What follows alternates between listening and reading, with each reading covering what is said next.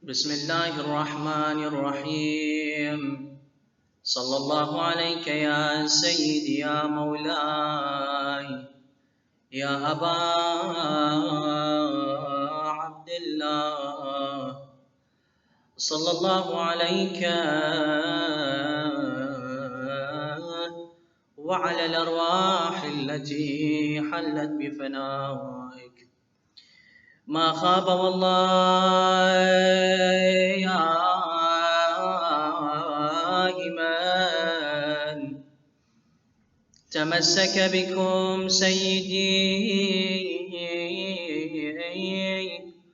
وأمين والله ما لجأ إليكم يا ليتنا يا ليتنا كنا معكم سادتي فنفوز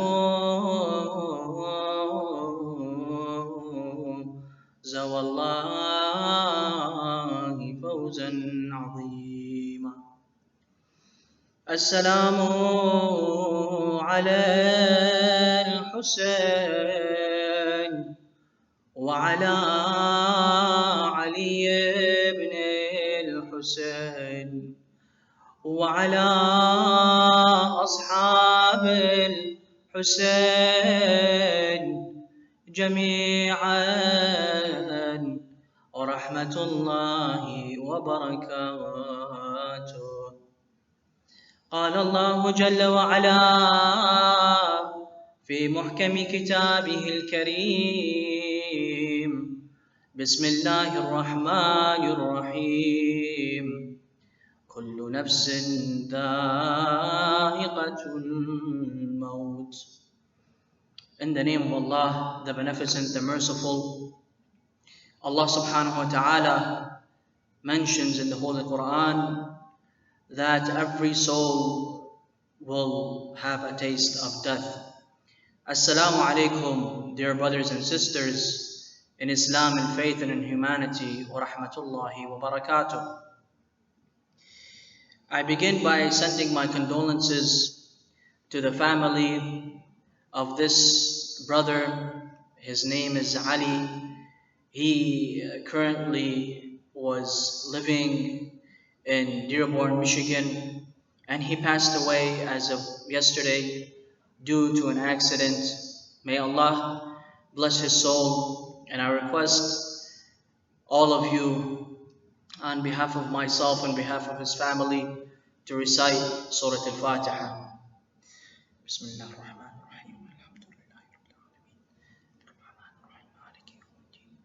إياك نعبد وإياك نستعين اهدنا الصراط المستقيم صراط الذين أنعمت عليهم غير المغضوب عليهم ولا الضالين. Allah subhanahu wa ta'ala mentions in the Holy Quran that every soul will have a taste of death. Meaning, brothers and sisters, that even though we may live in a country in which it is safer compared to other countries, for example, in Iraq, you have many kinds of tragedies that occur on a daily basis, whether it is an assassination attempt, whether it is a roadside bomb, whether it is a suicide bombing, that someone comes and blows himself up and kills innocent people. And we are the victims of terrorism. Many people will come and accuse the Muslim world. Many of people will come and accuse the followers of our Holy Prophet Muhammad sallallahu alaihi wasallam as being terrorists, when we are the ones who are the victims of these terrorist attacks. And if you go and you look at the statistics, you will find how many victims have we sacrificed, how many victims have we lost. For example, I am from Al from Iraq, and speaking on behalf of my country, I can tell you that since the US invasion into my country, we have lost 1,400,000 people due to the attacks which occurred on September the 11th in 2001. The Muslim world was blamed for this extremist act, in which Islam itself is a victim of this terrorist attack, in which the Holy Quran clearly mentions that if you kill one innocent person, it is as if you have killed or slaughtered all of mankind. And with that said, you have many millions of professionals here in the United States who contribute to the professional world, whether it be on a corporate level, whether it be in the education system, whether it be in regards to business. They all have businesses here, and they all have families here, and they all contribute to the benefit of this country, of this society, and the communities in which we live in. However, you have a select group of people who have come together, and these very people are evil wishers. They are the ones who are the agents of Satan, in which they have come together and they have united together to come and to follow the agenda of Satan, in which Satan, he himself, he said when he was kicked out of heaven, لَأَغْوِيَنَّهُمْ أَجْمَعِينَ, that indeed I will come and I will lead astray all of humanity. So these people, they are following the same agenda as Satan, and they are against all of us. And this is the very quality of Satan, in which you find that he will come and he will fight you, whether you are with him or you are against him. And this is where we have to come together as humanity and unite together in our fight against this great injustice, this agenda that is built upon the theme of injustice and the killing of innocent life. They may come in different forms. They may come in the form of a Christian. They may come in a form of a Jewish person. They may come in the form of a Muslim. However, these are all covers to mislead humanity and to lead them astray. Al-Imam Ali alayhi salatu wassalam says very beautifully, if he or she is not your brother or sister in faith, then they are your brother and sister in humanity. So when we come and we analyze and we want to discover who is on the right path and who is on the wrong path, we come and we see what is happening in the world today as we speak. For example, you have the influx of refugees that are leaving Syria in search of a better life, going to the European countries. You have the influx of youth who are leaving Iraq and going to these European countries in search of a better life. You have the many tragedies that are happening on a daily basis, the daily bombardment of bombing which is happening in Yemen. You have the illegal Israeli occupation in Palestine. You have the Israeli government in which it is coming and it is cutting off the water supply to the civilians in Palestine. You have the daily settlements in Palestine in which they are being bulldozed. There are human beings who live in these homes. There are babies, there are children, there are women who live in these homes. And you are coming and you are bulldozing their life. You are destroying their childhood. And this is unacceptable. It is unacceptable in the eyes of God. It is unacceptable in the eyes of humanity.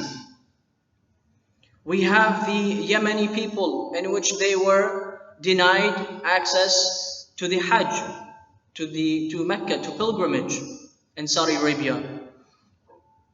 You have in Saudi Arabia the crane that just fell and killed the innocent, which is 107 people. It killed 107 people, this crane, and over 200 people were injured due to the lack of responsibility of the Saudi government in regards to the safety of the pilgrims that have gone to Saudi Arabia for pilgrimage.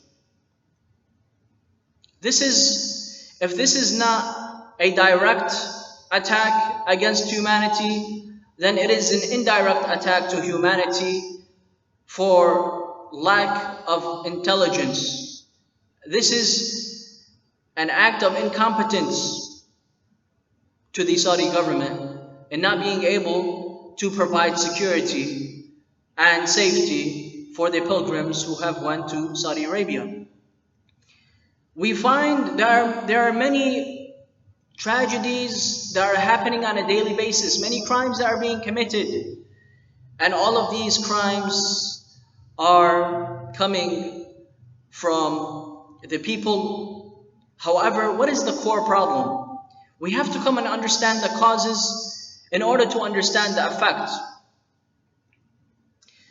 You find that when it comes to the tragedy of Abu Abdullah al-Imam al-Hussein alayhi salatu wassalam, the grandson of the Holy Prophet Muhammad sallallahu alayhi wa alihi wasallam, you find that he was the only Imam that was killed by the people. All the other Imams were poisoned or murdered by the rulers of their time.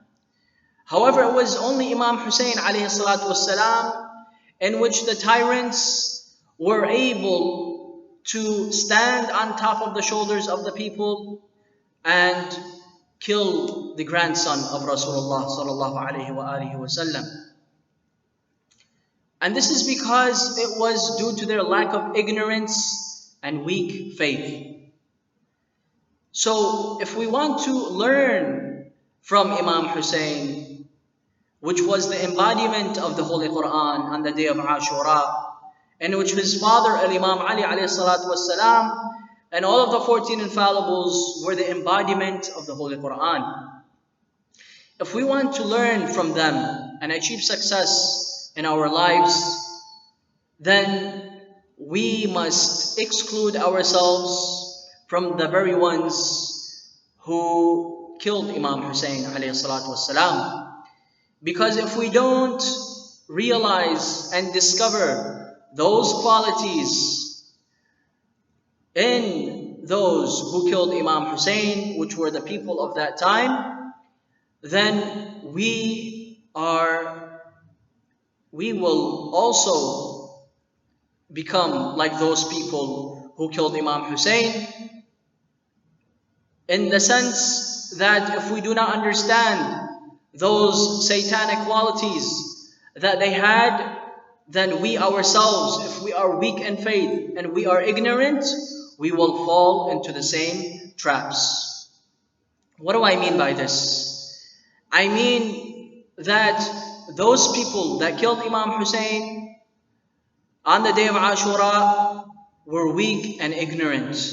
You have, for example, Shimr fil Joshan, the one who slaughtered the head of Abu Abdullah on the 10th day of Muharram.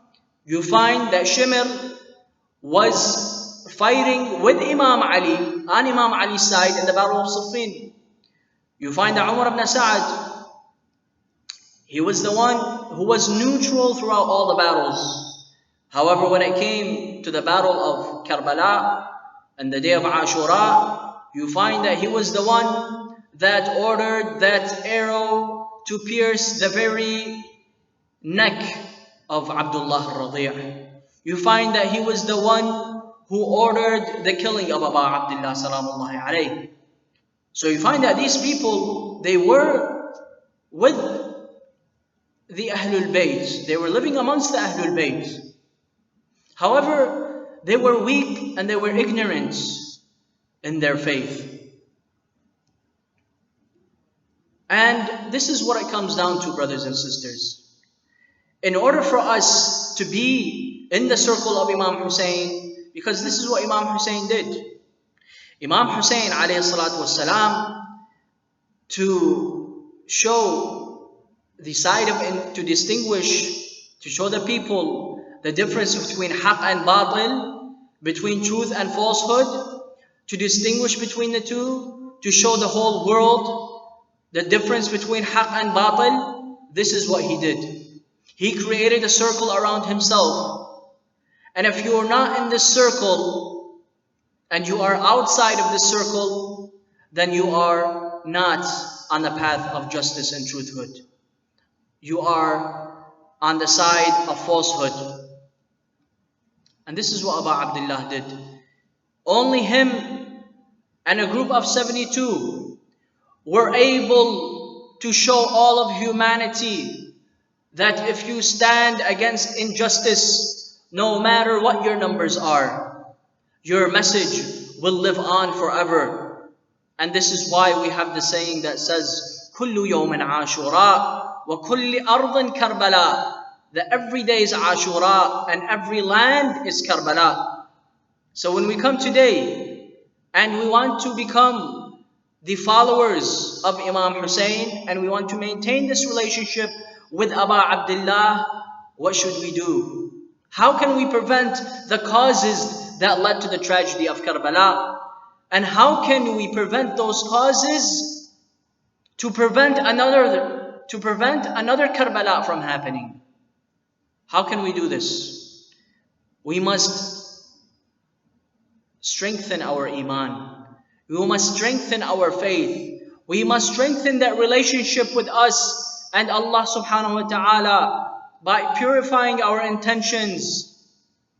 When we stand on that prayer mat, what do we say before we begin our salah? We say, Inna salati wa nusuki wa mahyaya wa mamati lillahi rabbil alameen. That say, oh my prayers, Inna salati wa nusuki wa mahyaya, everything that I do and every day that I live, Inna salati wa nusuki wa mahyaya, and my living is all for the sake of Allah subhanahu wa ta'ala. I don't do it because my parents are telling me to do it. I don't worship Allah subhanahu wa ta'ala because this is going to give me a name in my community. It's going to give me a good reputation amongst the people. I don't do it to show off. Look at me, I am a religious person. I do it for the pleasure of Allah subhanahu wa ta'ala. And this is why Imam Ali alayhi salatu wasalam beautifully says, what does he say? He says, Ilahi ma abadtuka khawfan min narik wala tama'an fi jannatik walakin abadtuka li'annahu wajadtuka ahlun lil'ibadah. Oh Allah, I do not worship you in fear of your hellfire.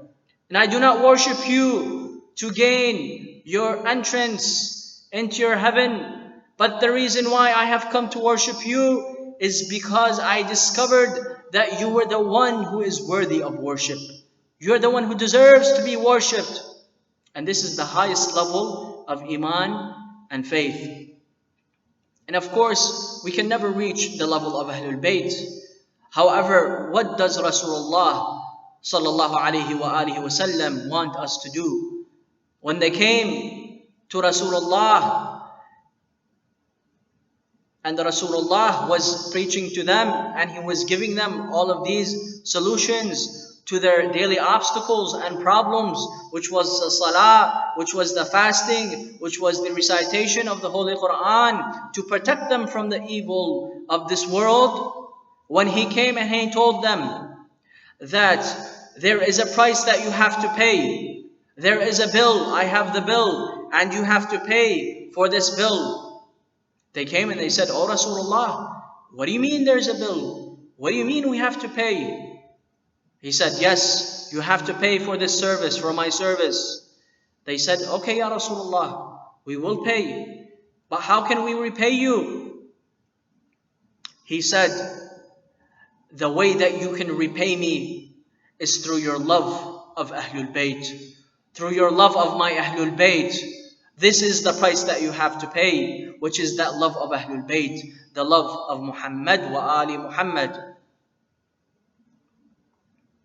So brothers and sisters, we may be Aba Abdullah. What is he teaching us? What does he want to tell us?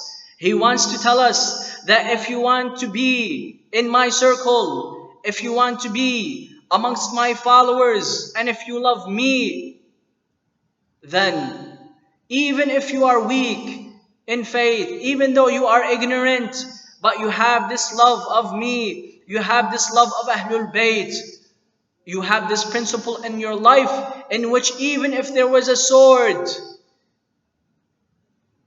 even if there was a sword pointed on your head, for you to leave the love of Ahlul Bayt and to leave this love of Aba Abdullah, you will say no. And you will say, hayhat min adillah, no to a life of injustice and oppression. And this is the type of groups that we have. And this is why those terrorist groups, Al-Qaeda and ISIS and whatever they may call themselves, they know that they will never be able to come and to extinguish the movement of Aba Abdullah, to extinguish the movement of truth and justice and equality for all of mankind. Why? Because many of those who came before, those who created these very terrorist groups, ISIS and Al-Qaeda, the ones that created these groups, that source, what did they try to do? They tried to extinguish this love of Aba Abdullah from the hearts of the people, in which they said that the only way we can destroy the Shia faith, the only way we can destroy Islam is by extinguishing Islam. They tried to extinguish Islam. And what did they discover? They discovered that due to this love of Aba Abdullah in our hearts, due to this love that our Holy Prophet said and he mentioned, what did he mention? He said, إِنَّ فِي قُلُوبِ الْمُؤْمِنِينَ حَرَارَةٌ حُبٌّ لِلْإِمَامِ الْحُسَيْنِ, that will never extinguish on the day of judgment, until the day of judgment. That this love that we have for Aba Abdullah in our hearts will never extinguish until the day of judgment. This is the love that we have. We have love for Aba Abdullah. Not because only he knew what was halal and haram, or we come and we study fiqh and we know what's halal and haram. The one very attribute and quality that distinguishes us and separates us from the rest is this love, mawadda fil qurba. This mawadda that we have, this love that we have for the Ahlul Bayt.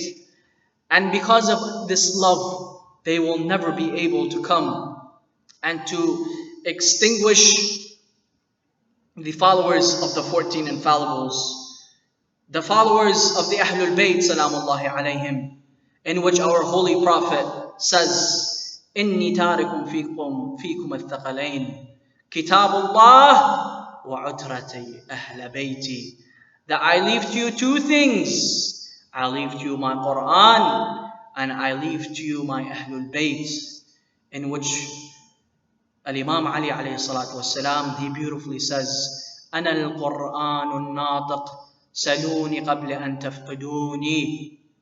And what did one of the people who was sitting, the father of Umar ibn Sa'ad ibn Waqqas, what did he say when Imam Ali was on his deathbed? And he told them, ask me any question you would like. Ask me about the heavens. I know more about the heavens than I do about the earth. Ask me any question you'd like.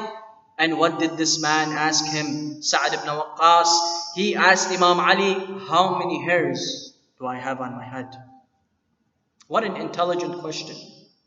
What does the Imam reply to him? He replies to him and he says to him, if I were to tell you how many hairs you have on your head, how will you be able to verify that? What an intelligent answer.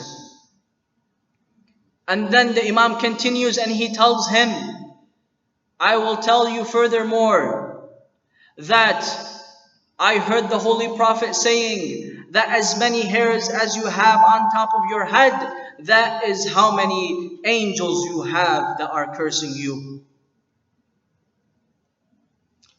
This is the eloquence of our Imams. This is the akhlaq and the manners of our Imams. And this is where we gain our akhlaq. We gain our manners from Rasulullah sallallahu alayhi wa alihi wa sallam, in which all the battles that he fought were battles of defense, not offense. They were all battles of defense. He fought to defend himself. And who was there every time to defend Rasulullah when everyone ran away? It was no other than Imam Ali alayhi salatu wassalam. These are our leaders. So those governments and those countries who want to come and want to portray the false image of Islam, they will support groups, terrorist groups such as ISIS and Al-Qaeda. However, mankind and humanity has a message for you, those who support those terrorist groups, that we are not dumb, we are not incompetent, we are intelligent human beings who can tell the difference between truth and falsehood. There is no room for you to come and to try to cover up your tracks of falsehood. And there is a beautiful ayah, a verse in the Holy Quran that says, وَيَمْكَرُونَ وَيَمْكَرُونَ وَاللَّهُ خَيْرُ الْمَاكِرِينَ, that they come and they plan, and they plan. However, Allah subhanahu wa ta'ala is the best of planners. And you find that those very people who try to extinguish the madhab of Ahlul Bayt, the religion of the followers of the 14 infallibles, the Shia of Muhammad wa Ali Muhammad, they had to discover it the hard way. That this love that we have for Aba Abdullah, if we have this love for Aba Abdullah, even though we are weak and ignorant, no one will be able to defeat you. And one of the greatest examples of this love of a nation that had the love of Aba Abdullah is the Iranian nation, is the Islamic Republic of Iran, in which Imam al-Khomeini rahmatullahi alayh, when he performed the Islamic revolution,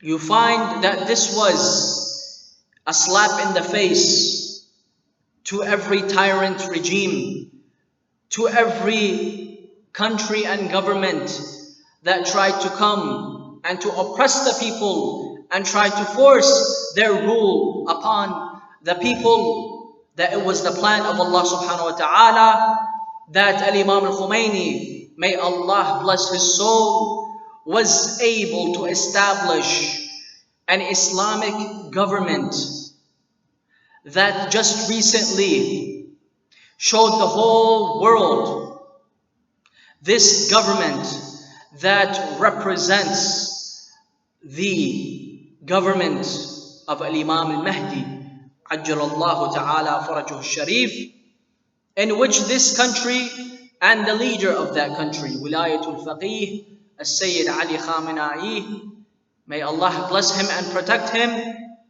he is the leader.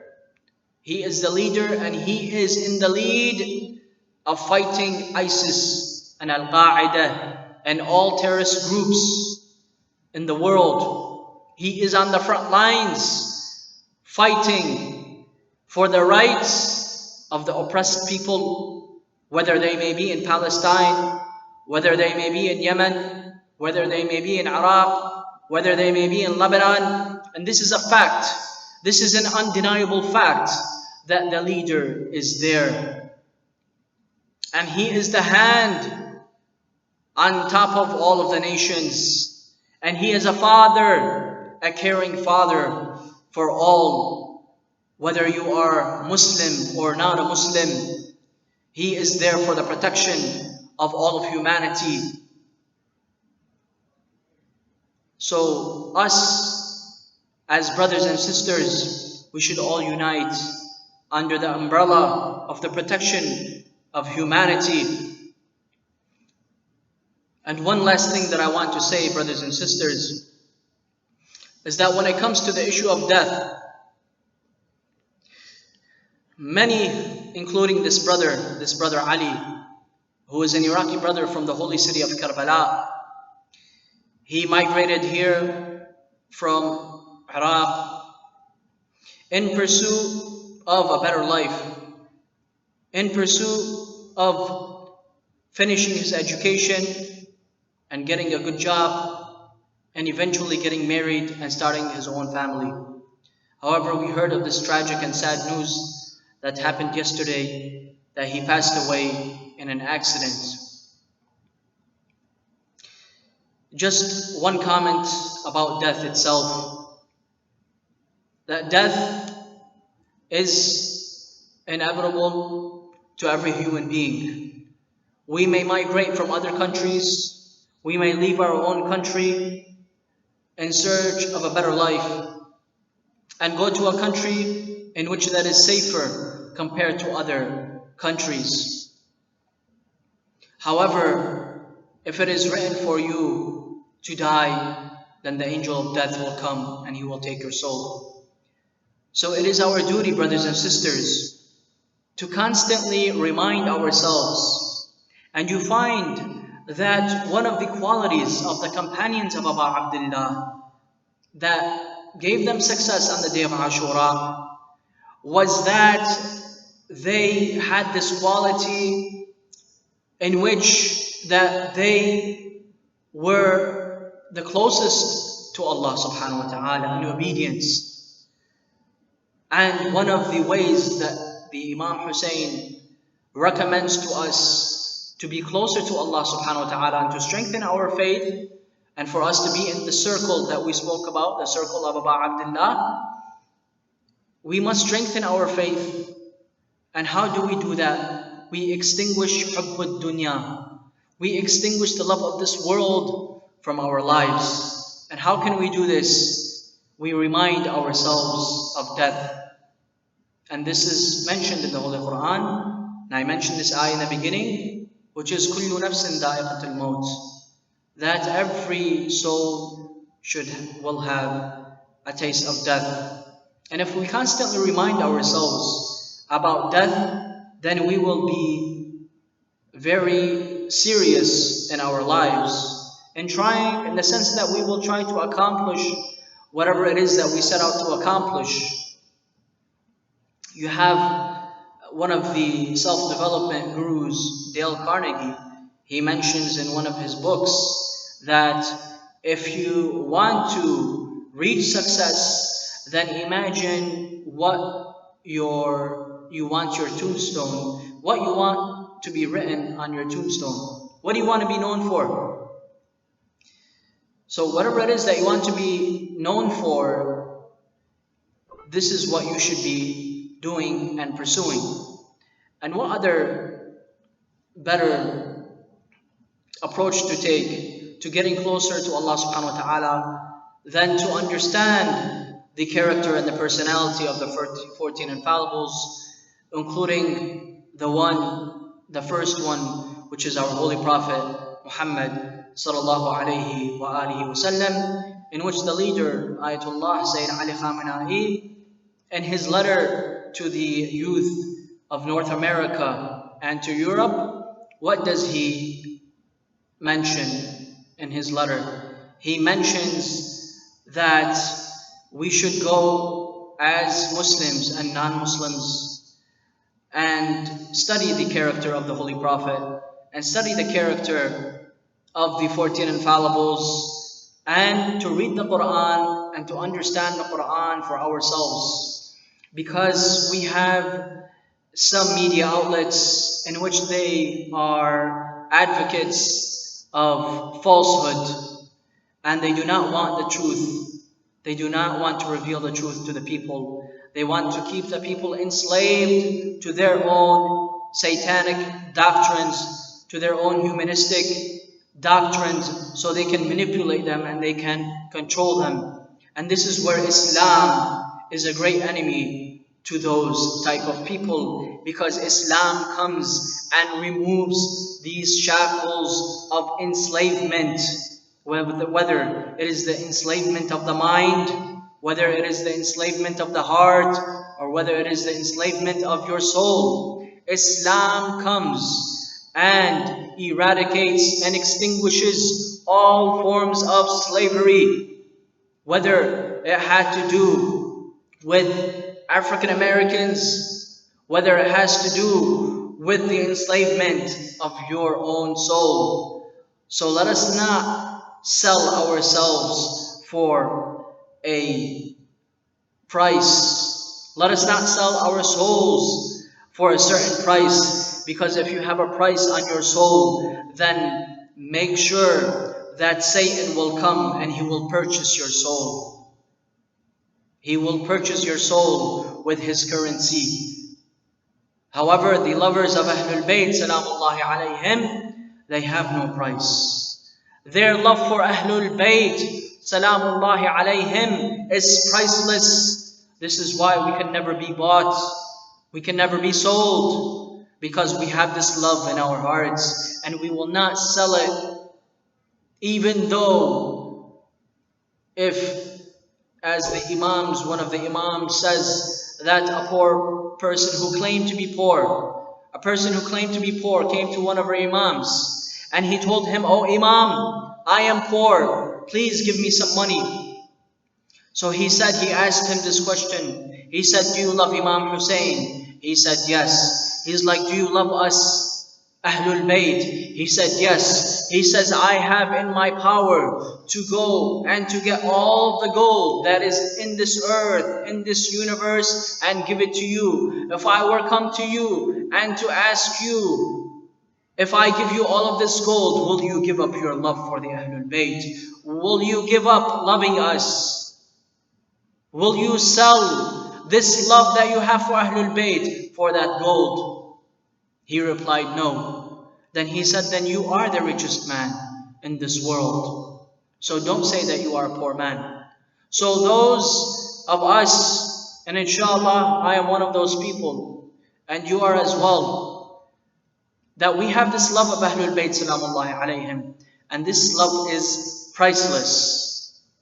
And these are one of the qualities that the followers of Imam Hussein, the ones that want to maintain this relationship with Imam Hussein and maintain this love with Rasulullah sallallahu alayhi wa sallam, then we must never let go of this love under any circumstance, whether we have a sword to our neck, whether we are being threatened with our life, whether we are being blown up into pieces defending truth, whether it may be the killing of our people, the innocent people, which if there was a victim of terrorism, it would be the Muslim himself. Again, I send my condolences to the family of Brother Ali, the one who has just recently passed away in Dearborn, Michigan. And I would like to recite a majlis for Fatima al-Zahraa, salamullahi alayha, and gift this majlis to his blessed soul. It is narrated, brothers and sisters, that on the 10th day of Muharram, when all the companions of Al-Imam al-Hussein were slaughtered, when all of his family except a few were slaughtered, Imam Hussein was laying on the battlefield of Karbalaa. He was laying on the battlefield of Karbalaa. You find that there was no one there to assist him. Al-Abbas salamullahi alayhi, he had his left and right cut off.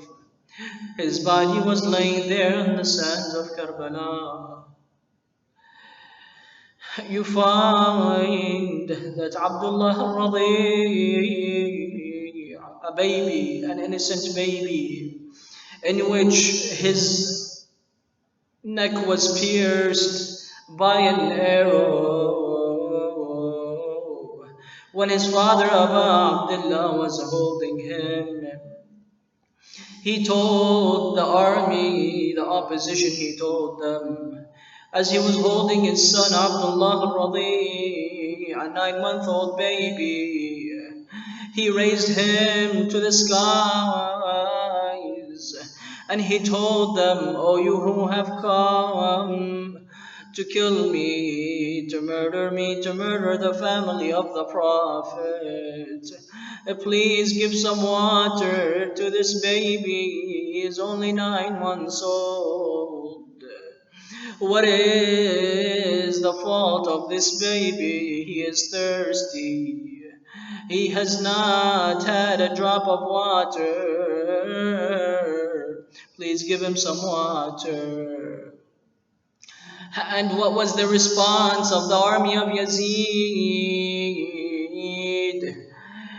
The response was a 3-pronged arrow into the neck of Abu Abdullah, into the neck of Abdullah al-Radi. So as all the family, most of the family members of Abu Abdullah were murdered on the land of Karbalaa, you find that Abu Abdullah was there laying alone. You find that his sister Zainab, salamullahi alayha, she comes out of the tents looking for her brother Hussein. She comes out and she says, "Akha Hussein, Akha Hussein, oh my brother Hussein, oh my brother, where are you? Oh my brother, where are you?" Zainab comes out looking for her brother. Why? Why does she want to see her brother for the last time? The reason why she wants to see her brother for the last time is because there was a trust that was given to her by her mother Fatima. She told her, "My daughter Zainab, when you see your brother Hussein laying on the battlefield of Karbalaa, I want you to go and to give this trust to your brother Abu Abdullah." She said, "What is this trust?" She told her that when you see your brother laying on the sands of Karbalaa, I want you to go and to kiss him from his chest and to kiss him from his neck. So Zainab goes out of the tents and she goes and she calls out to her brother, "Oh brother Hussein, Akha Hussein." She goes and she calls out to him. Abu Abdullah raises his hand from a far distance. Zainab runs and she hugs, she falls on top of the body of Abu Abdullah, and she begins to cry and to weep and to hug him. It was so difficult for Zainab salamullahi alayha to hug Aba Abdullah from how many spears and how many arrows were inside his body. They say that over 33 spears were in the body of Aba Abdullah, and the number of wounds that he had in him were too many to count. That even if you were to come and to seal up a wound, another wound will open up. This is what Zainab salamullahi alayha was looking at. She was looking at the body of Aba Abdullah, the bloody body. When she goes and she falls onto the body of Aba Abdullah, she begins to hug him and to kiss him. Aba Abdullah, he tells her, Zainab, please return back to the camps. You are giving me even more pain. Please go back and protect them. She said, yes, Aba Abdullah, I will go and return and protect them, but I want to give you one thing. He said, what is that? What do you need to give me? She said, I need to fulfill this trust that our mother Fatima has given to me. He said, what is this trust? Zainab salamullahi alayha, she said, while she was crying and weeping, she says, Aba Abdullah, my mother, she told me to kiss you from your chest. He told her, why is it, Zainab, that my mother told you to do this? She replied and she said, it's because the horses will come and they will trample your body, Aba Abdullah. And then Zainab said, there's one more thing to complete this trust. He said, what is it, Zainab? Please. Zainab, salamullahi alayha, she goes and she tells him, Aba Abdullah, our mother Fatima told me to kiss you from your neck. He said, why did she tell you to kiss me from my neck? Zainab salamullahi alayha could not handle it anymore. She begins to weep and to cry profusely. She cannot stop crying and weeping. She all of a sudden had flashbacks of all the tragedies that have happened, and now she is sitting next to the body of Abu Abdullah. So she tells him, Zainab, she tells him, the reason why our mother Fatima told me to kiss you from your neck is because in Shimr al-La'in will come and cut off your neck. He will come and he will slaughter your neck. And it is mentioned, brothers and sisters, that in the aftermath of Karbalaa, Al-Imam Zain al-Abidin was walking in the bazaar, and he goes to the butcher shop to get some meat. As he was standing there, he noticed that the butcher was about to slaughter a sheep. As he was standing there, he noticed the butcher before he killed the sheep, before he slaughtered it. He came and he brought a cup of water, and he gave that cup of water to the sheep in order for it to drink. You find that before he slaughtered the sheep, he gave it some water.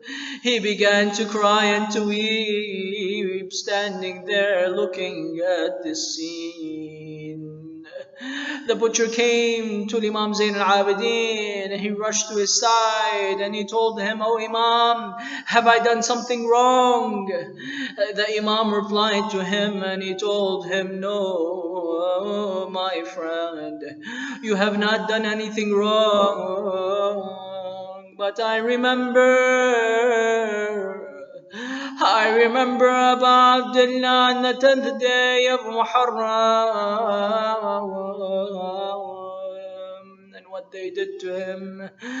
That you see today here, you have given some water to the sheep before you slaughtered it. But on the 10th day of Muharram,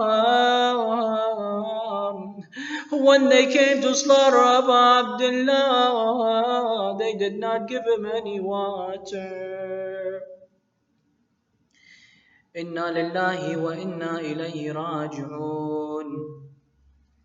وسيعلم الذين ظلموا أي منقلب ينقلبون والعاقبة للمتقين.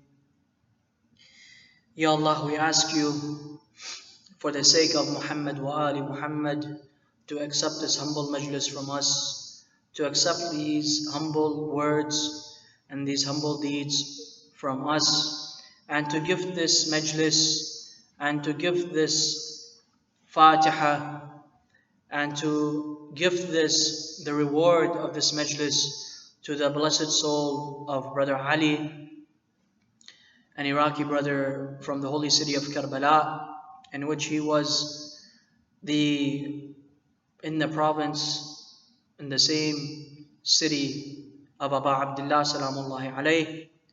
And we ask Allah subhanahu wa ta'ala to grant him a lofty position and location near Abu Abdullah in heaven, near the Holy Prophet and the 14 Infallibles.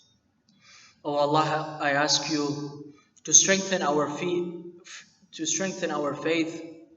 and if we are ignorant and if we are weak in faith, to extinguish this ignorance with the knowledge of the Holy Quran, with the knowledge of the Holy Ahlul Bayt, and to strengthen our faith by helping us become closer to you, O Allah subhanahu wa ta'ala.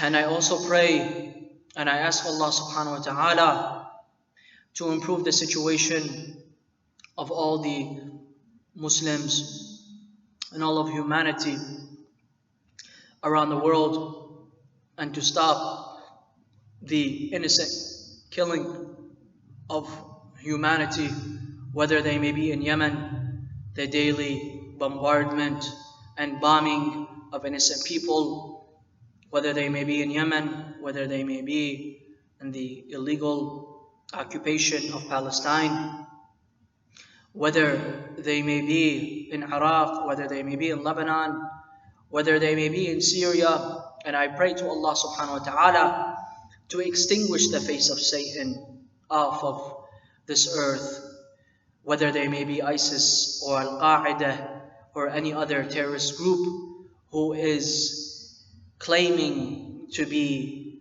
the followers of Muhammad, claiming to be Muslims, in which these people are not even human beings.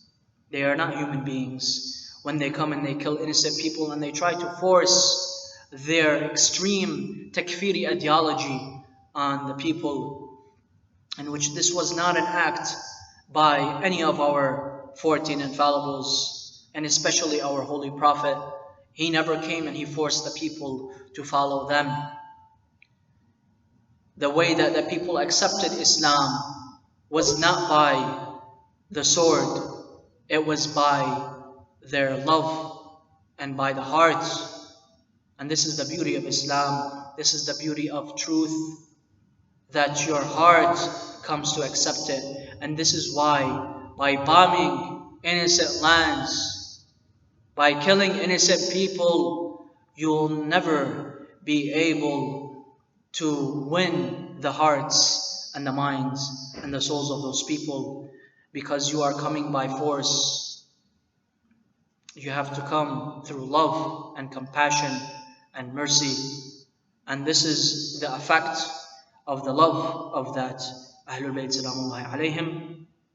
With that said, I request all of you brothers and sisters to again recite Surah Al-Fatiha and to give this Surah Al-Fatiha to Brother Ali, and to give Surah Al-Fatiha to all of your marhumeen and marhumat, all of your deceased and all martyrs of Islam and all innocent lives lost in the name of injustice, whether it may be on September 11th, whether it may be in Palestine, whether it may be in Iraq, in any land and every place. We pray for those innocent lives lost, and we'd like to recite Surah Al-Fatiha for all the innocent lives that have been lost, and all the souls that have been lost, because at the end of the day, we are all brothers and sisters,